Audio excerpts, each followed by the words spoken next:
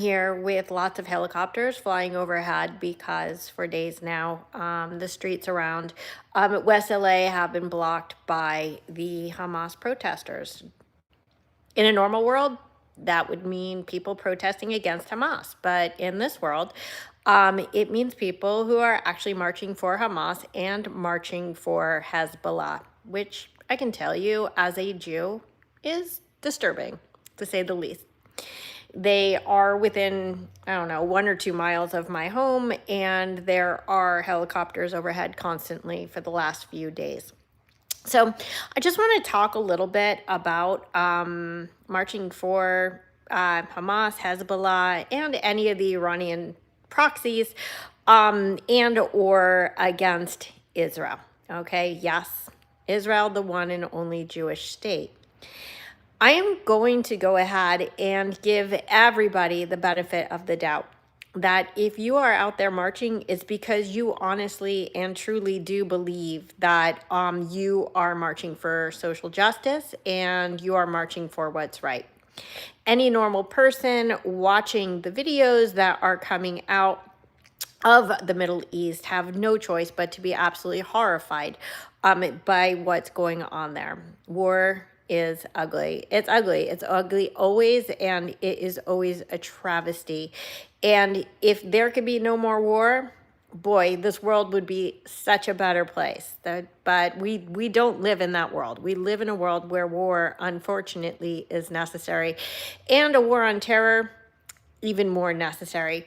But I do want to talk about marching today for Hamas, for Hezbollah, and against the state of Israel. Because, again, giving you the benefit of the doubt, you're marching, you're filling the streets, you're stopping traffic, and you're getting in the way of society because you're very, very concerned about the people in Gaza. And I actually understand that.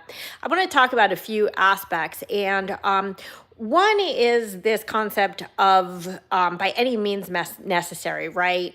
Rape is resistance and all of that really good stuff pertaining to what went on 10/7, which was not only a massacre of 1,200 innocent civilians, but also approximately 350 IDF soldiers, and I think about 60 police, Israeli police. So all told, somewhere in the vicinity of 15 to 1,600 people slaughtered within hours, okay? So let's put that in perspective for anybody who says that Israel deserves this. Let me just say, I'd like to look back in history a little bit, especially as a Jew. Let's frame this in terms of, say, the Holocaust. When the Holocaust occurred, right? What was the Jews' response to that? So the Holocaust ends, right? World War II ends. The Jews are liberated. Did they go into the streets of Germany and Poland and murder everybody, rape the women, dismember them, kidnap 250 innocent people? Did they steal babies? Did they burn babies and behead them? Did they kill parents in front of their children and children in front of their parents? The answer to all of that is no. After the Holocaust, what the Jewish people wanted was safety and security, and a place where they could go to call home and feel safe. Yes, my friends, that state is now called Israel. Maybe you've heard of it. So there is no appropriate, there's no, I would say, situation where what happened on 10/7 is any form of an appropriate response to anything. Okay. You could say that Gaza was being occupied. Well, it's actually not true. If you look at the history books, Israel unilaterally and completely withdrew from Gaza in 2005 and 2006. And so then what?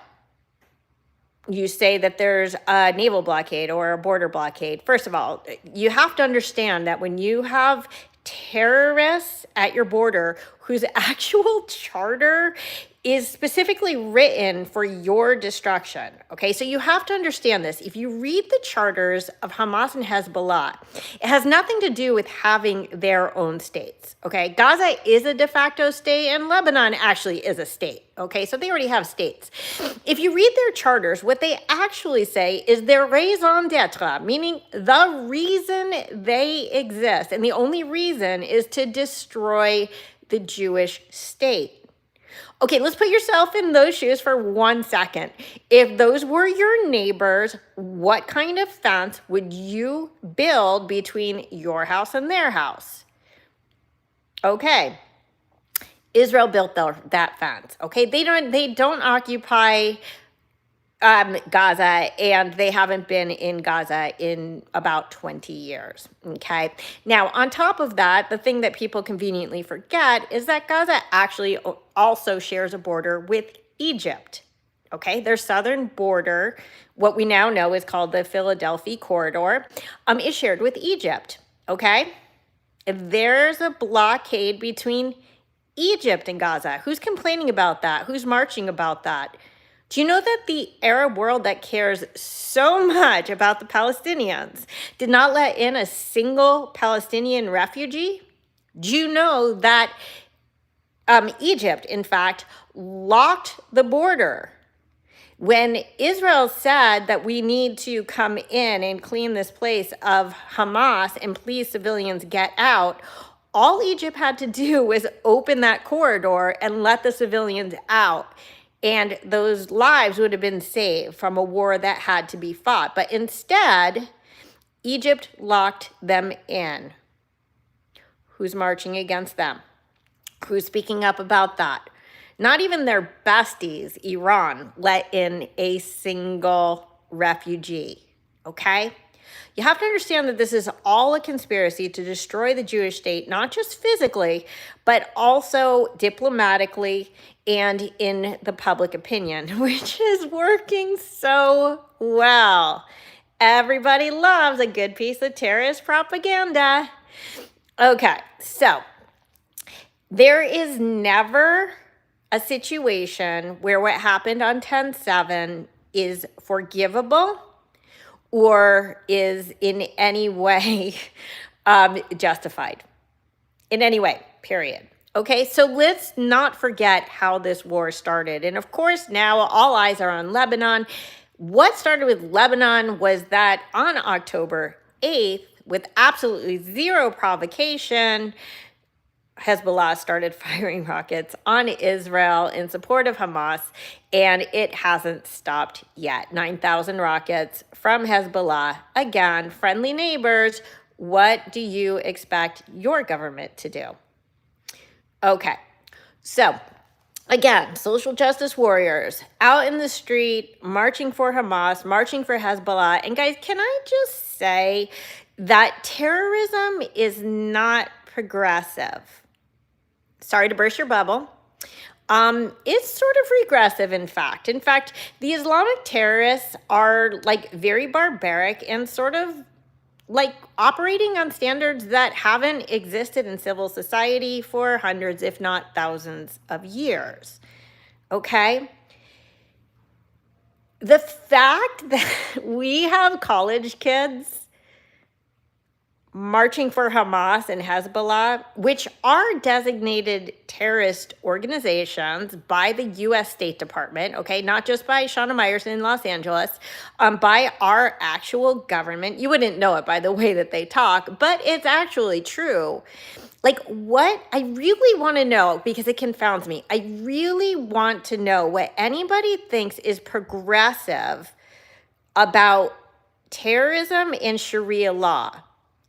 Like, people who are now saying they don't just want to take down Israel, but they want to take down America, which is not a perfect country and neither is Israel, but by all accounts, America is considered to be like sort of like the freest and most desirable country to live in the world because of our Western values. Now we have people in their kafiyas saying, you know, it starts with Israel, it ends with America. This is the goal, is to destroy America. Is that progress? I really want somebody to tell me, like, where is the confluence between progressive values, peace, love, harmony, civil rights, all the good things, and let's kill the Jews? As a Jew, I have some problems with that. Let me go on. So here's the thing. A lot of people are making the point that I'm about to make, but I want to take it in a sort of different direction. A lot of people are pointing out, and rightly so, if you, social justice warrior, are so concerned about the people in Gaza, about the innocent civilians of Gaza, whom, by the way, overwhelmingly support Hamas and were dancing in the streets when moms with babies were dragged in as hostages and spat upon, along with the dead corpses of peace activists who were murdered at a dance festival. There's that. Okay, but I digress. Let's go back. So the analogy that everyone is saying is, okay, if you're really, really concerned about the people of Gaza, why weren't there helicopters over my head here in West LA over Syria? I didn't see any streets being blocked off for Syria that killed 300,000 of its own people. Who's looking out for the Uyghurs in China? Oh my goodness, millions of them put into concentration camps and death camps. And oh wow, yeah, no, I haven't seen those demonstrations either. Or a lot of people care a lot about Russia and Ukraine, me not the least among them. I mean, I actually had a Ukrainian refugee living with me for, I don't know, 3 to 6 months. I don't remember, because I really, really did care. But where were the people? And by the way, that war is in its 3rd year. Who's blocking the streets about that? Oh, no one? Okay. Yeah, that's what I thought. But that's not really my point, because honestly, those are worthwhile analogies, because we're talking about, if you really care about people, there are people who are suffering a lot more that no one's speaking up for. But I want to give you a more apt analogy, because the truth is, if you want to liken the demonstrations against Israel in light of the response, what I would easily call the war on terror that they are fighting after 10/7, a more apt comparison would be to compare that to people demonstrating against America after 9/11.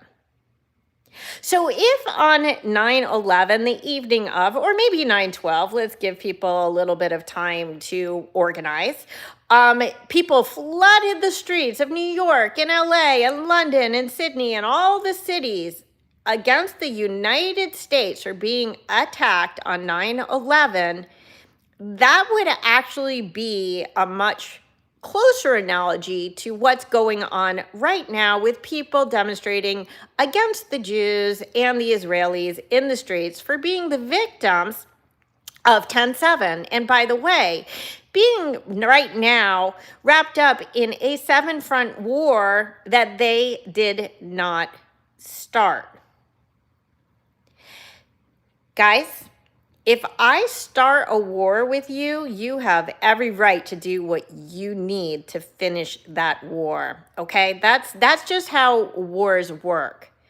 And just keep in mind that if you care about, say, the hostages, of which there are 101 left, okay? We don't think that there's more than about probably 30 who are still alive, but that's another story, okay?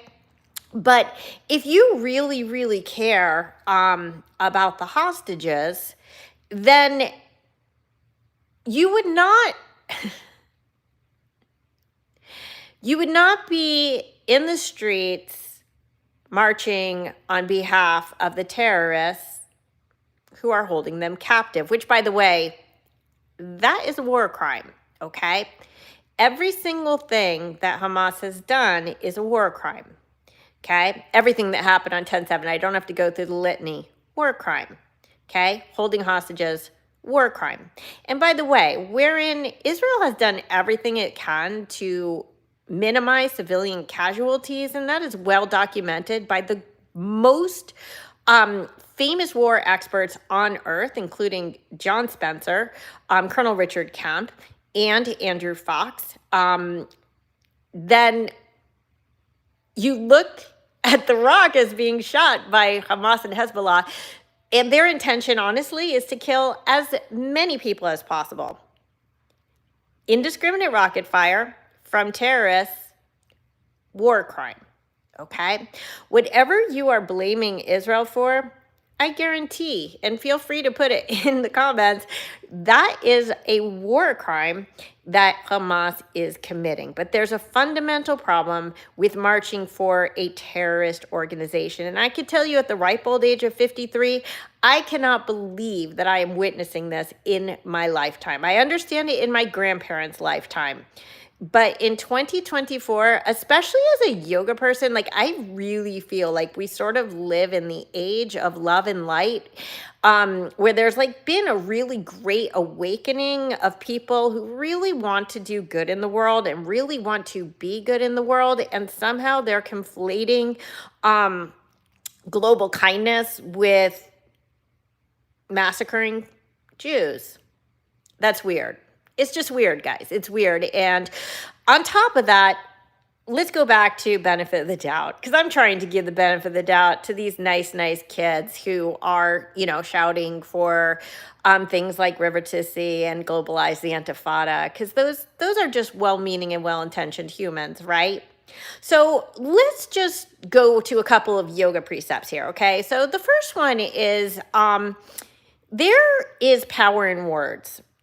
Right? If you've ever been or practiced like bhakti yoga, maybe you've been to a kirtan, or maybe you chant or even pray to Hindu gods, okay? Those are all manifestations of using words in a powerful way. And if you're a religious person, all forms of prayer is just an acknowledgement of the power of the words that we use. Now, let me just flip this on its side a little bit, because for those of you who don't know, I, oddly enough, am one of the pioneers in the children's yoga industry. I started Mini Yogis in 2002, so 22 years ago, and made a commitment even back then that I was not going to ever chant any Hindu chants in a Mini Yogis class, nor would any of my staff. Why? Because words matter, and everyone has the right to raise their child with with whatever religion they feel comfortable with, and it's not upon me or anybody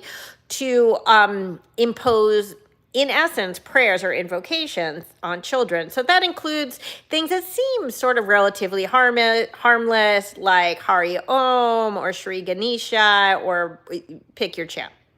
These are all chants to gods that the children I work with and my staff works with probably don't believe in. So I don't use those words, okay? Not with children.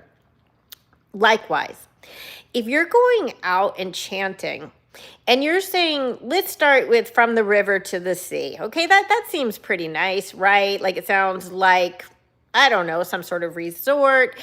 It's been documented pretty heavily that most people don't know what river and what sea that is. But let's pretend, again, benefit of the doubt here, that everybody knows what river and what sea, okay? So the river is the Jordan River. The sea is the Mediterranean. And if you're not familiar, those are the eastern and western borders of the state of Israel. So if you're just chanting it because everybody else is chanting it, and all we want is peace in this beautiful land, and by the way, it is a beautiful land, just know, if you don't believe me, look it up, that this chant is actually, if you look at it in Arabic, from the river to the sea, this land will be Arab, okay? Now, if you know anything about the Arab world, okay, about 900,000 Jews were exiled from the Arab world after World War II. The Arab world is essentially Judenfrei, meaning no Jews allowed. Okay, most of the Arab world has 0 Jews. Compare that, by the way, to Israel. which is 20% Arab Muslim, and all of those people have equal rights, all equal rights. That includes voting rights, it includes equal medical, equal, I don't know, whatever, schools, education, all the things, okay? So the accusations of apartheid, anybody who's been to Israel knows there's no apartheid in Israel. But again, I digress. That's not really the point. My point is that if you're going to chant from the river to the sea, find out what you're talking about, because this isn't a chant for peace, okay? This is a chant to wipe all Jews out of Israel. And if you don't understand the anti-Semitic implications of that, we got to talk, okay? There are 54 Arab states and 1 Jewish state. The Jewish state is smaller than the size of New Jersey and 1/500th the size of the Arab world. Why does everyone care so much about this tiny, tiny piece of land? And by the way, the Palestinians, besides having full control over Gaza in certain parts of Judea and Samaria, otherwise known as the West Bank, also have 2 other nations. If you don't know, the Jordanians are Palestinians. Oh, so are the Lebanese. So it's not that there is nowhere for them to go, but there is nowhere for Jews to go. Why shouldn't the Jews be allowed to have one state, especially knowing that the Jews have been persecuted for hundreds of years from every nation and every direction? Okay? You're anti-Zionist? Where do you want the Jews to go? And by the way, Israel is our ancestral homeland. We have been there continuously for 3,500 years. You can find archaeological evidence about that. This isn't about whether you believe in the Bible or not. It's actually real stuff. Okay, so let's go on. Words matter. How about my favorite? There is only one solution: Intifada revolution. I love how it rhymes like a nursery rhyme, like it's so much fun to say. Do you know what the Intifada is? Okay, so Intifada is a name for basically a long-term incursion involving lots of like suicide bombers, blowing up buses and dance clubs and things like that all across Israel to kill Jews wherever you could find them. Oh, do you see a trend developing here? If you are calling to globalize the Intifada and you think that you represent love and light, again, words mean something. Don't say words just because someone's telling you to say words and you want to go along with the crowd that you think is standing for something very, very noble. Look it up, okay?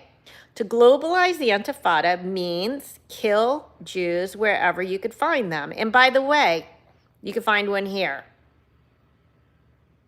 So if you can look me in the eye and honestly tell me that you want to kill me, a yoga instructor in LA, because I'm a Jew, then continue chanting for the Intifada, but understand what the words are that you are saying.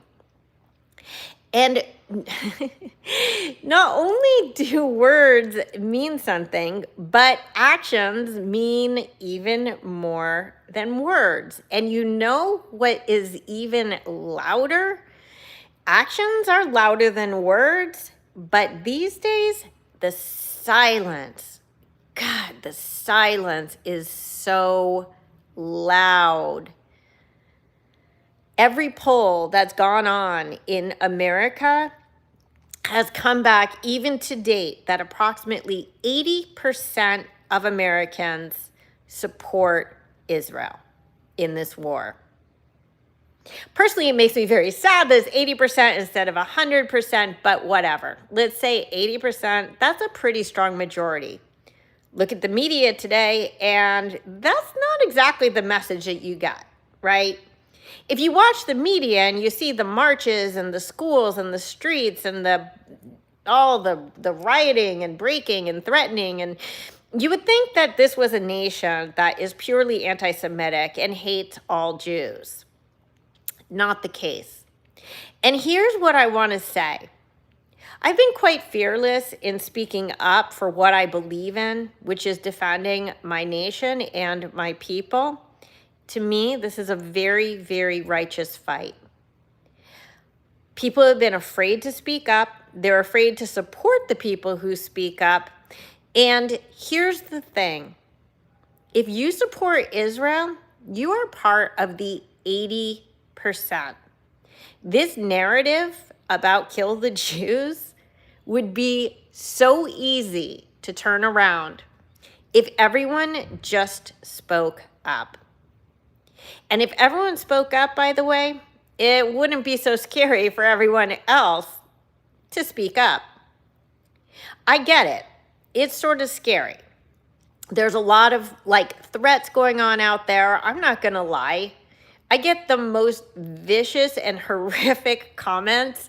I won't be surprised if I get some on this about the things that I can go do to myself or whatever that others should do for me, for being a Jew. And the most disgusting stuff that is not only coming at me from the trolls of the internet, but also from the yoga community. Hey, yoga people, I'm talking to you. It's time to reevaluate what you stand for, because Jewish people are just as important as any other people. If you put up a square for Black Lives Matter, and I'm sure you did, then you should be putting up a blue square for the Jews, because believe it or not, we also matter. This hierarchy of kindness towards all except Jews is frightening. It's reminiscent of very, very dark days. And if you are not Jewish, now would be a really good time to reach out to your Jewish friends or just the Jewish community, even if it's just in a social media post, and say you care. What's going on in Gaza is horrible. Hamas could have ended this war on day one. Understand this. Hamas could have ended this war on day one by returning the hostages and laying down their arms. If you haven't heard, you might be living under a rock. But if Hamas, let's say the Iranian proxies, because it's 7 countries now, lays down their arms, there will be peace in the Middle East. If Israel lays down its arms, there will be no more Israel. This is a fact. When you're choosing your teams, words matter and intention matters. If your intention has anything to do with Loka, Samasta, Suki no, Bhavantu, may all beings everywhere be happy and free. Do not exclude the Jews. I promise you, we matter.